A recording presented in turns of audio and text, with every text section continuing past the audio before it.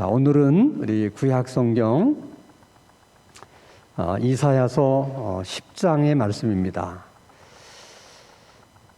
구약 성경 979면 우리 이사야서 10장 1절부터 마지막 절까지 제가 한 절 읽고 여러분이 한 절 읽고 함께 교독하겠습니다. 구약 성경 979면입니다. 불의한 법령을 만들며 불의한 말을 기록하며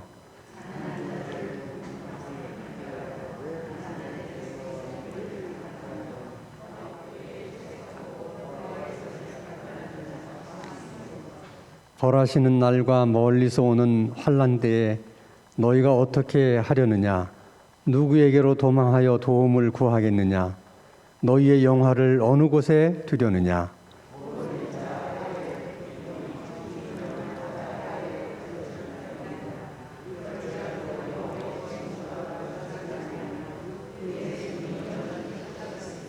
아수르 사람은 화 있을진저 그는 내 진노의 막대기요 그 손에 몽둥이는 내 분노라.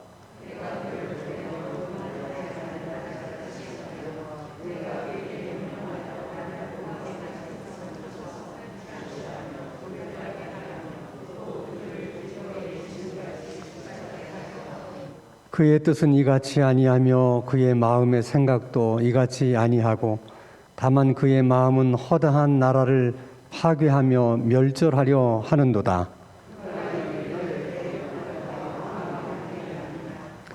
갈로는 갈그미스와 같이 아니하며 하맛은 아르밧과 같이 아니하며 사마리아는 다메섹과 같이 아니하냐.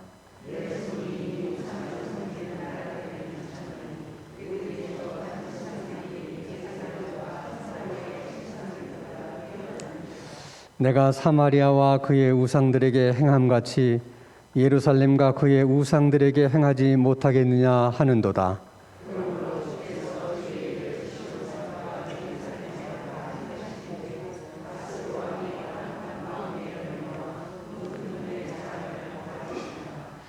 그의 말에 나는 내 손의 힘과 내 지혜로 이 일을 행하였나니 나는 총명한 자라 열국의 경계선을 걷어치웠고 그들의 재물을 약탈하였으며 또 용감한 자처럼 위에 거주한 자들을 낮추었으며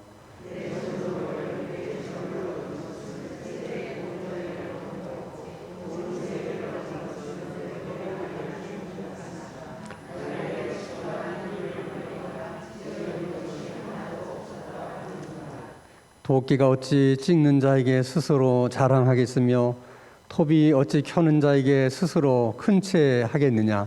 이는 막대기가 자기를 드는 자를 움직이려 하며 몽둥이가 나무 아닌 사람을 들려함과 같음이로다.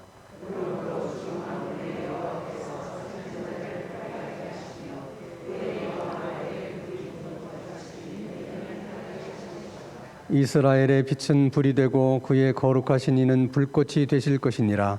하루 사이에 그의 가시와 찔레가 소멸되며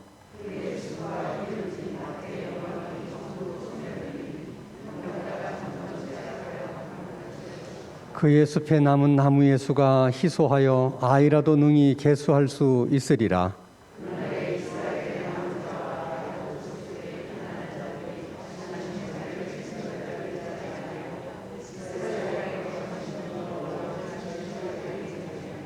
남은 자 곧 야곱의 남은 자가 능하신 하나님께로 돌아올 것이라.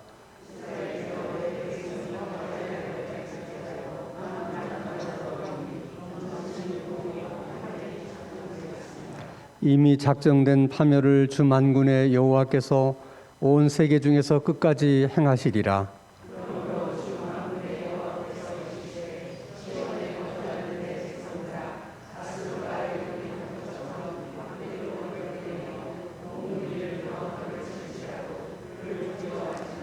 내가 오래지 아니하여 내게는 분을 그치고 그들은 내 진노로 멸하리라 하시도다.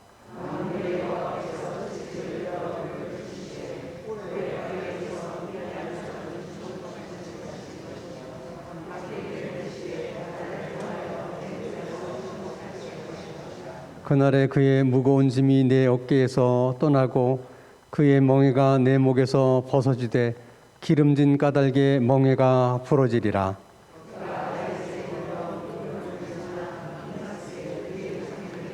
산을 넘어 게바에서 유숙함에 나만은 떨고 사울의 기부하는 도망하도다.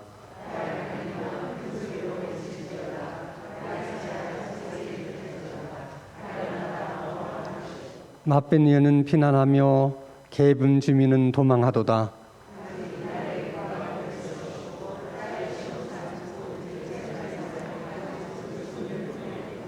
보라, 주 만군의 여호와께서 혁혁한 위력으로 그 가지를 꺾으시리니 그 장대한 자가 지킬 것이요 그 높은 자가 낮아질 것이며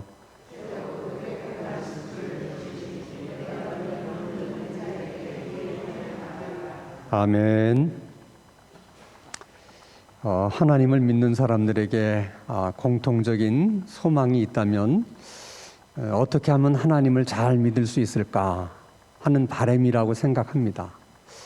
정말 우리가 어떻게 해야지 하나님을 잘 믿을 수가 있겠습니까? 그 길이 여러 가지로 우리가 말씀할 수 있겠습니다만은 우리가 하나님을 잘 믿을 수 있는 가장 좋은 길, 가장 효과적인 길은 하나님에 대해서 잘 아는 것입니다. 그러니까 하나님을 잘 모르고는 절대로 하나님을 잘 믿을 수가 없어요. 그래서 하나님을 잘 아는 일이 중요해요. 문제는 그러면 어떻게 우리가 하나님을 잘 알 수 있느냐 하는 것이죠. 하나님은 우리가 연구를 해서 알아지는 하나님이 아니에요. 하나님은 이 우리가 살고 있는 이 시공간을 초월해 계신 분이기 때문에 이 시공간 안에 사는 우리들은 어떤 수단과 방법을 우리가 동원한다 하더라도 시공간 너머에 계신 하나님을 이렇게 추측도 할 수 없고 추정도 할 수가 없어요. 그런 하나님을 우리가 어떻게 바로 알겠습니까? 그러니까 하나님을 우리가 알 수 있는 유일한 길은 하나님 스스로가 우리에게 보여주실 때, 그리고 보여주시는 것만큼 그만큼만 우리가 하나님을 알 수 있어요. 그러면 하나님께서 자기 자신을 우리들에게 계시해 주시고 또 이렇게 보여주셨는데 그 보여주시고 계시한 것을 기록한 것이 성경이에요. 그러니까 우리가 하나님을 알기 위해서는 열심히 성경을 읽고 또 성경의 말씀이 그 내용이 또 어떤 것이고 어떤 의미가 있는가 하는 것을 늘 생각해야만 하나님에 대해 우리가 알 수 있다는 것입니다. 그래서 신명기 6장 9절에도 오늘 내가 네게 명하는 이 말씀을 너는 마음에 새기고 내 자녀에게 부지런히 가르치며 집에 앉았을 때든지 길을 갈 때든지 누웠을 때든지 일어날 때든지 이 말씀을 강론하라. 강론하라 하는 것은 이 말씀이 어떤 의미인지를 서로 이렇게 나누라는 거예요.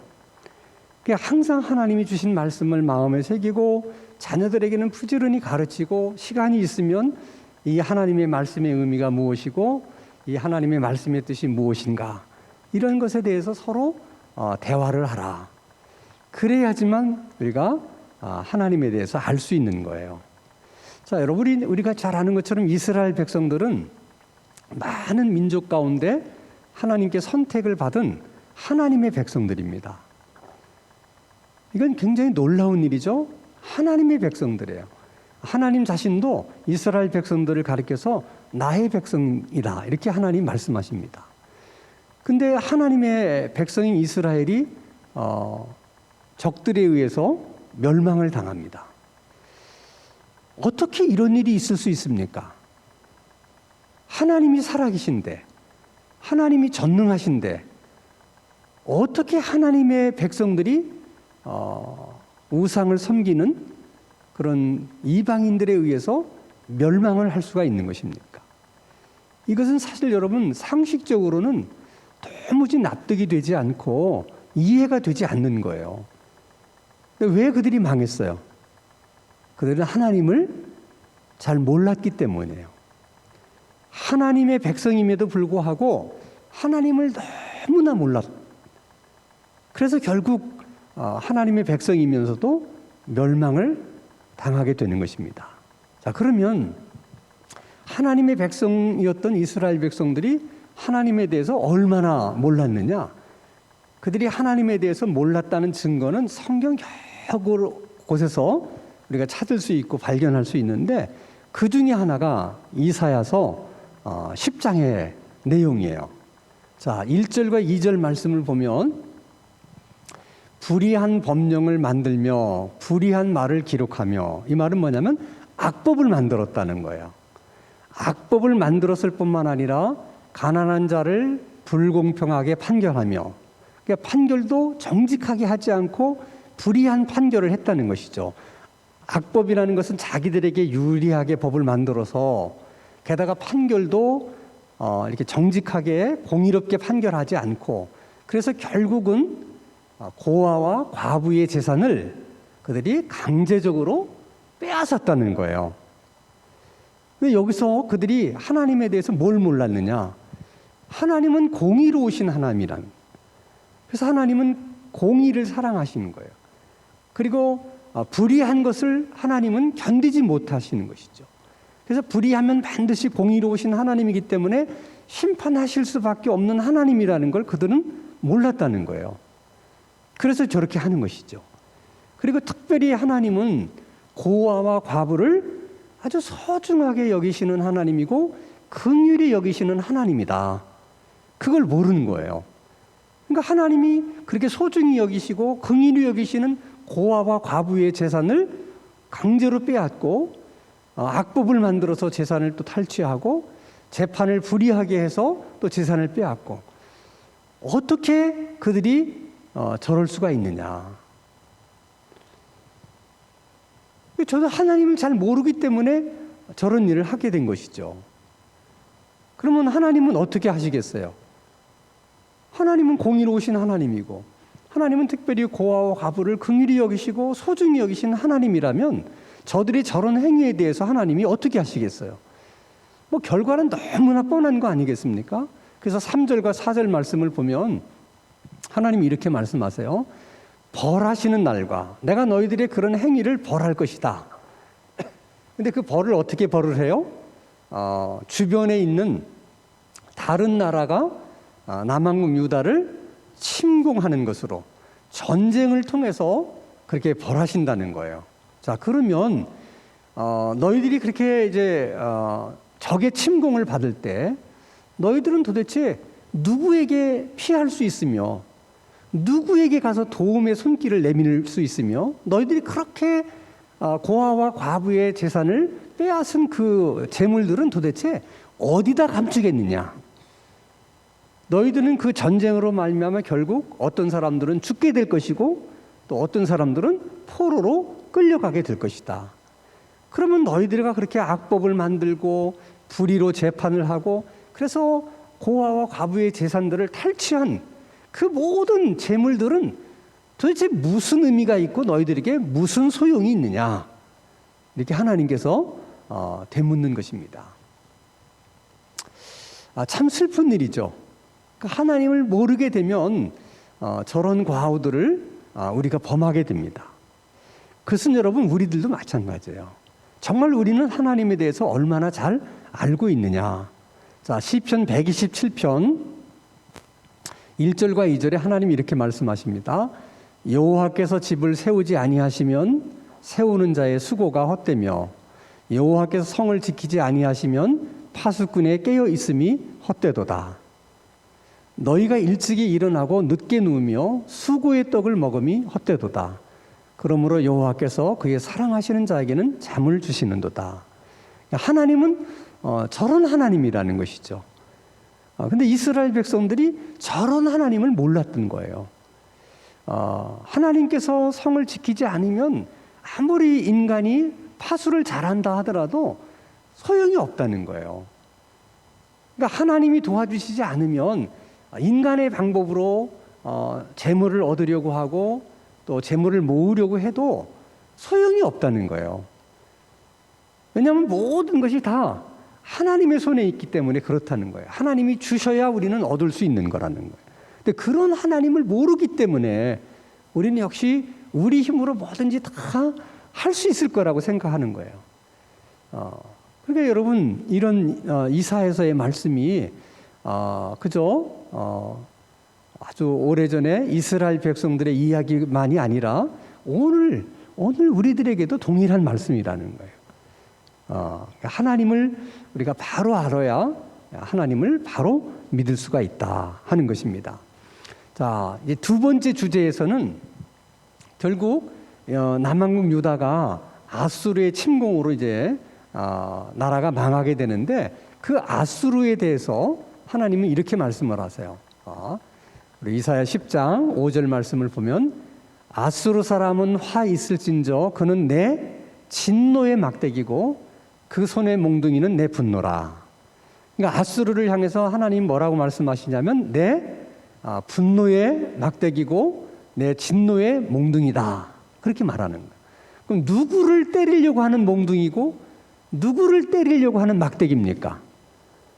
그러니까 하나님의 말씀에 불순종하고 하나님을 몰라서 고아와 과부의 재산을 탈취하는 악법을 행하는 이스라엘 백성들을 때리기 위한 몽둥이에요. 그 몽둥이가 진노의 몽둥이요, 분노의 막대기라는 거야.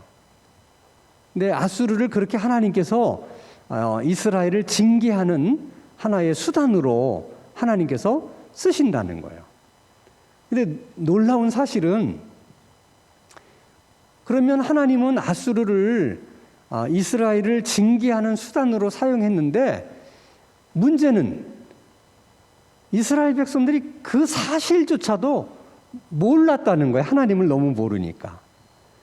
그러니까 하나님이 쓰시는 몽둥이인데 그 몽둥이로 이스라엘 때리잖아요. 그러면 정작 그 몽둥이로 때리는 하나님을 두려워해야 되잖아. 그리고 하나님에게 잘못했다고 그래야 되잖아요. 근데 이들은 그 몽둥이로 때리시는 하나님을 두려워하는 게 아니라 몽둥이를 두려워한 거예요. 아수르를 두려워한 거예요. 그 때리는 하나님에게 잘못했다고 빌어야지 빨리 문제가 해결될 텐데, 하나님을 잘 모르니까 몽둥이 앞에 가서 빌면서 잘못했다고 그러는 거예요, 아수르에게. 그럼 문제가 해결돼야 안 돼요? 안 되는 거예요. 오늘 우리들도 마찬가지예요. 우리가 잘못된 길로 가면 하나님께서 아수르를 몽둥이로 사용하시듯이 때로는 어떤 사람을 들어서 나를 때릴 수도 있고, 또 물질을 가지고 나를 때릴 수도 있고, 질병으로 나를 때리실 수도 있다는 거예요. 그럴 때 하나님이 그런 것들을 다 나의 잘못을 깨닫게 하시려고 때리시는 몽둥이고 막대기라는 것을 알고 빨리 하나님 앞에 가서 잘못했다고 우리가 그렇게 회개하고 하나님께 긍휼을 구해야지 문제가 해결되는데, 우리들도 정작 나를 힘들게 하는 그 사람을 두려워하고 물질을 두려워하고 질병을 두려워하고, 그리고 그것에다가 빌어서 어떻게 해결해 보려고 한다는 거예요. 왜 그러느냐? 그것은 하나님을 잘 모르기 때문이라는 거예요. 이것이 지금 하나님이 나의 잘못을 깨닫게 하시려고 하나님이 쓰시는 막대기고 몽둥이구나, 이렇게 깨달으면 빨리 하나님 앞에 가서 잘못했다고 빌면 하나님이 들으셨던 몽둥이와 막대기를 내려놓으실 텐데, 우리가 그걸 못하는 거예요. 그러니까 계속 얻어맞으면서도 그걸 모르면 계속 맞을 수밖에 없는 것이죠. 근데 놀라운 것은 이 하나님의 어떤 그 이스라엘을 징계하는 수단으로 쓰임 받았던 이 아수르는 그들은 뭐 이방인이니까 하나님을 모르죠. 그러니까 착각을 하는 거예요. 그러니까 이스라엘 백성들도 하나님을 몰랐지만은 아수르는 더더군다나 하나님을 모르는 거예요. 그러니까 자기들이 하나님 앞에 이렇게 도구로 쓰인다는 사실을 모르고, 자기들이 강해서, 그래서 뭐 남한국 유다도 멸망을 시키고 주변에 있는 여러 나라들도 자기들이 다 멸망을 시켰다, 그렇게 생각하는 거예요. 그래서 뭐라고 얘기하냐면, 우리가 힘이 강하기 때문에 여러 나라들을 다 멸망시켰는데 그 중에 이스라엘도 있다. 그러면서 이스라엘의 하나님을 뭐라고 칭하느냐? 주변에 많은 우상을 섬기는 나라들을 우리가 다 멸망시켰는데 이스라엘이라고 해서 우리가 멸망시키지 못하겠느냐? 이스라엘의 우상도 우리가 다 멸망시킬 수 있다. 우리가 그렇게 멸망을 시켰다. 그렇게 얘기를 하는 거예요. 그러니까 하나님의 입장에서 볼 때는 굉장히 답답한 거죠. 이놈들은 내가 그냥 이스라엘의 잘못을 깨우치려고 내가 들어쓰는 몽둥이 정도인데 감히 이 몽둥이가 자기들은 힘이 강해서 뭐든지 할 수 있고 하나님을 섬기는 이스라엘 백성들이나 이스라엘 나라도 우리들에게는 문제될 것이 하나도 없다. 이런 식으로 막 얘기하는 거예요. 그러니까 하나님이 하도 어이가 없어서 15절에 이렇게 얘기를 해요. 10장 15절에 도끼가 어찌 찍는 자에게 스스로 자랑하겠으며 톱이 어찌 켜는 자에게 스스로 큰 채 하겠느냐. 이는 막대기가 자기를 드는 자를 움직이려 하며 몽둥이가 나무 아닌 사람을 들려 함과 같음이로다. 그러니까 하나님이 아주 정곡을 찌르는 말씀을 하시는 거예요. 어떻게 도끼가 찍는 자에게 자랑할 수 있냐는 거야. 그 도끼를 들고 찍는 그 사람이 더 강한 것이지 그 도끼가 그 사람보다 더 강할 수는 없잖아요.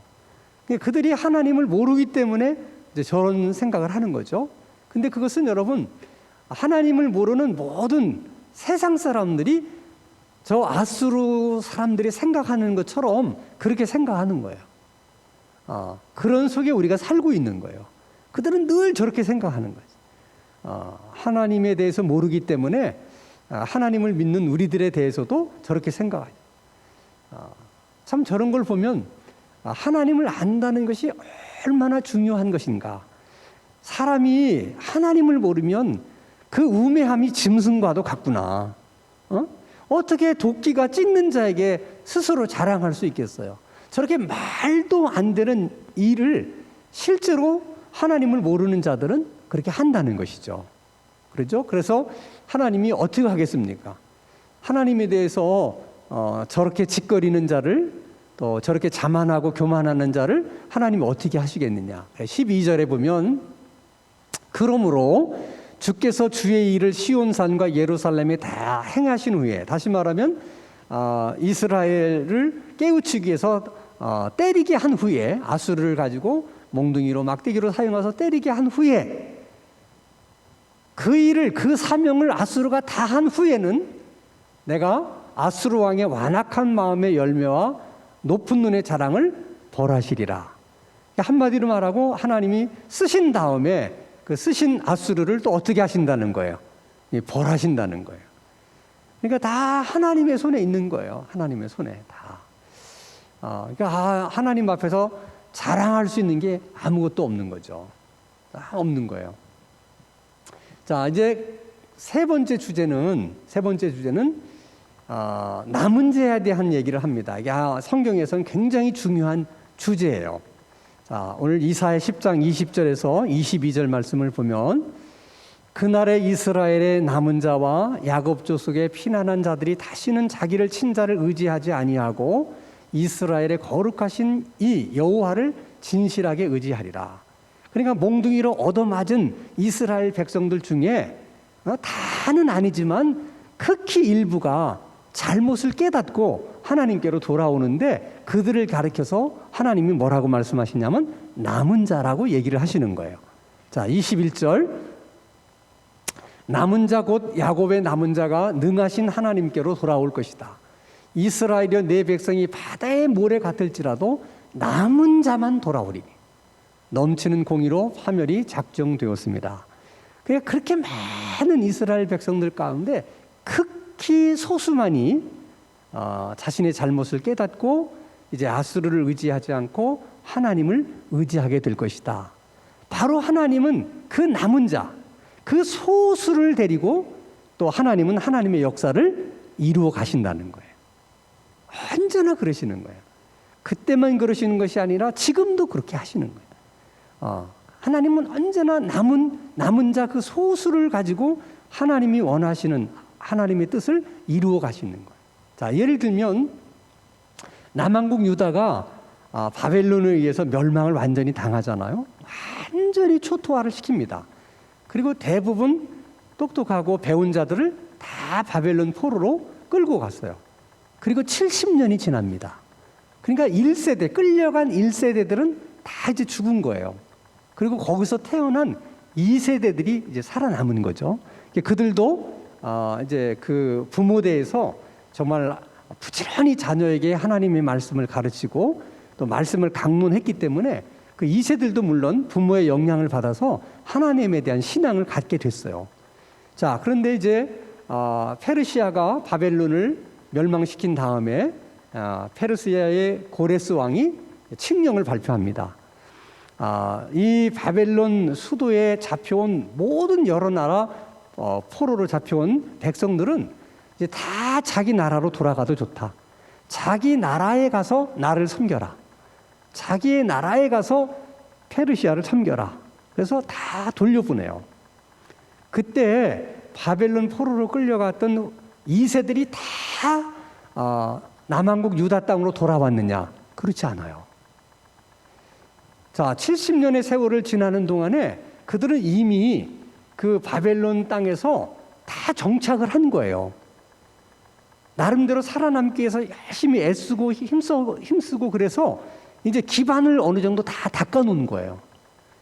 그런데 그것을 다 포기하고 황폐화된 예루살렘으로 돌아간다는 것은 많은 생각을 하게 만드는 것이죠.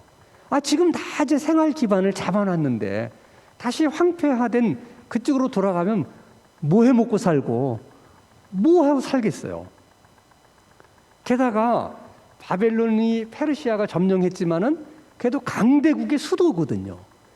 그래도 여기에서 사는 것이 비교적 안전하잖아요. 전쟁이 일어나도. 그 다시 예루살렘으로 돌아가 봐야 또 언제 어느 나라가 또 침공할지 모르는데, 그래서 대부분이 안 돌아와서요. 사실은 다 그냥 바벨론에 남아서 사는데 하나님이 말씀하시는 것처럼 그 일부가 돌아오는 거예요. 그게 남은 자들이에요. 그들이 돌아와서 그 어려움 가운데도 하나님의 성전을 재건하고 나라를 다시 시작을 해요. 그러니까 하나님은 그 남은 자들을 통해서 결국 메시아가 이 땅에 오게 하세요. 그것은 오늘날도 마찬가지라는 거예요. 하나님은 자신의 뜻을 반드시 이루어 가십니다. 하나님의 계획대로. 그런데 그 일에 쓰임 받는 자들은 우리가 생각하는 것처럼 많은 사람이 아니라는 거예요. 항상 그 남은 자들을 데리고 하나님께서 쓰신다는 거예요. 자, 우리가 이제 열왕기상에 이런 말씀이 있어요. 엘리야 선지자가 선지자를 대표하는 선지자죠. 엘리야 선지자가. 근데 이세벨이 이제 엘리야를 죽인다는 이야기를 듣고 너무 두려워가지고 도망을 칩니다. 로덴나무 아래서 하나님께 죽기를 간구하죠. 더 살고 싶지 않다. 너무 힘드니까. 이제 하나님께서 물어봐요. 너 여기 와서 지금 뭐 하고 있냐? 물어보니까 막 하나님 앞에 불평을 막 이렇게 토해내듯이 얘기합니다. 이세벨 그년이 얼마나 잔인한지 하나님의 선지자면 그냥 딱 잡아 죽여가지고 이제는 자기 딱 하나 하나님을 섬기는 선지자는 자기 하나 남았다는 거야. 응? 선지자는 이 땅에서 눈을 씻었고도 찾아볼 수가 없는데 자기 하나밖에 남지 않았는데 내가 그래서 이렇게 도망왔다. 그러는 거예요. 그때 하나님이 뭐라고 말씀하시냐면 열왕기상 19장 18절에 그러나 내가 이스라엘 가운데에 몇 명을 7,000명을 남기리니 다 바알에게 무릎을 꿇지 아니하고 다 바알에게 입맞추지 아니한 자다. 그러니까 엘리야에게 그렇게 말씀하시는 거야. 나만 남았다고 얘기하지 말라는 거야. 네 눈에는 보이지 않지만 하나님은 남겨놓은 자들이 있다는 거야. 바알에게 끝까지 무릎을 꿇지 않는 7,000명을 하나님이 숨겨놓으셨다. 남겨놓으셨다. 그러니까 너 두려워하지 말라는 거예요. 그러니까 이 시대에도 하나님이 남겨둔 자들이 있다는 거예요. 그 수가 많지는 않지만은 남겨둔 자들이 있다. 그래서 이런 생각을 해요. 이제 우리 수요 기도회도 벌써 한 20년 가까이 지금 이제 해오고 있는데 많은 사람들이 기도에 참석했다 떨어져 나간 사람도 있고 또 새로운 사람도 있고 또 처음부터 끝까지 기도에 참여하는 사람도 있어요. 제가 보니까 앞으로도 결국은 이 기도회를 어떤 사람이 계속해서 이어갈까? 남은 자들이라고 생각해요. 어떤 어려움이 있고 환난이 있더라도 그 환난과 어려움을 이겨내고 끝까지 기도하는 그 자리를 지키는 그 남은 자들을 통해서 결국 이 기도에도 하나님이 이끌어 가실 거라는 것이죠. 그래서 바라기는 오늘 기도하러 나오신 여러분들이 그 남은 자 중에 한 사람이 되기를 바랍니다. 그리고 남은 자 중에 한 사람이 되기를 소망할 수 있기를 바랍니다. 귀한 하나님의 뜻을 이루어갈 수 있는 남은 자들이 되기를 주의 이름으로 축원합니다. 그래서 이제 오늘 우리가 함께 기도할 때 여러분 이제 뭐 개인의 기도도 하고 우리가 이제 환자들을 위해서도 기도하겠지만은 이제 오늘 주신 그런 말씀을 가지고 하나님 혹시 내가 내 인생을 살다가 내가 잘못된 길로 갈 때 하나님께서 특별히 어떤 사람을 몽둥이로 사용하시고 막대기로 사용하실 수 있는데 그때 우리가 잘 몰라서 그 막대기를 두려워하고 막대기에 가서 이렇게 비는 그런 어리석음을 이렇게 범하는 그런 성도들이 되지 않게 하시고 이것은 하나님이 저 사람을 막대기로 쓰시는구나 이렇게 생각해서 애매한 그 사람을 미워하지도 않게 해주시고 그 사람을 막대기로 쓰시는 하나님 앞에 가서 우리의 잘못을 고백하고 하나님 앞에 회개하고 그래서 더 이상 하나님의 몽둥이의 막대기에 얻어맞지 않을 수 있는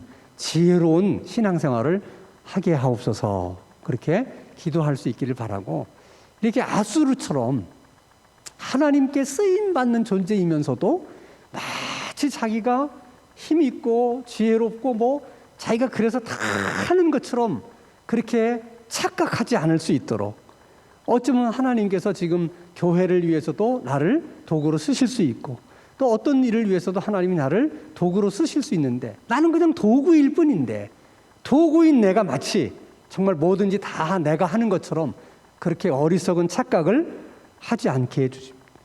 도끼가 찍는 자를 향해서 말하는 그런 우를 범하지 않도록 하나님 항상 저에게 말씀으로 성령으로 지혜를 주시옵소서. 그렇게 여러분들이 기도하시고 마지막에는 우리가 남은 자가 될 수 있는 그 귀한 자리를 우리에게 주시고 나에게 주시기를 원합니다.